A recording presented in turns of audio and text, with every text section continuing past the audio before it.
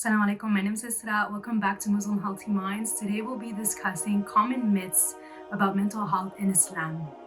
First myth is Muslims don't have mental health issues.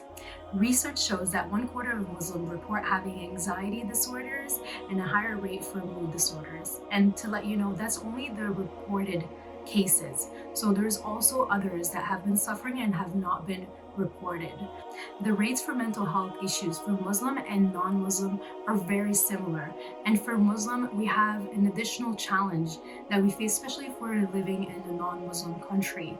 For me, I've been living in Canada for almost 29 years, and I faced a lot of discrimination when I was a teenager. I felt like I didn't fit in, that I was standing out from everyone else, that I felt very different. And I faced many times discrimination. I was told to take off that rag from your head. Why are you hiding that beauty? And also recently, last Friday, I was sitting outside of my house, enjoying my cup of tea, and my kids were playing outside. And a man was walking by and he was shouting, "Why are you here? Please go back to your country." And repeatedly and repeatedly. And unfortunately, I had to ignore him. I was alone with my 2 kids, and I didn't want the situation to be escalated. Being Muslim doesn't make us immune to mental health challenges, but we can use our tool, like our Deen, to be able to cope with certain challenges that we're experiencing. Second myth is dealing with a mental health illness is a sign of weak faith. Mental illness can be biological.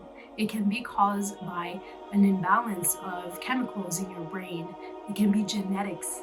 And also it can be due to a trauma that you have not overcome yet and you're still trying to cope with. Mental illness can be a combination of those factors. We have to take care of our body and our soul to be healthy. That's one of our obligations. The Prophet, peace be upon him, experienced deep emotional distress and difficulties, but this was certainly not a reflection of how little faith he had. In fact, his ability to move through his tribulation was through the strength of his deep faith.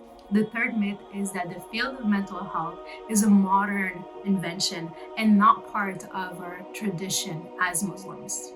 My parents and my grandparents' generation didn't believe in anxiety or depression. They might have been misinformed or ignorant, or even they might have hidden those challenges.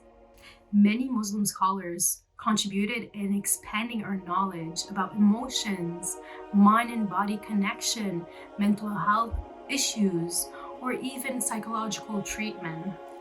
First ever psychiatric hospital in the world was in Baghdad in the 8th century. Caring for those who are ill or in need is an obligation of the Islamic tradition.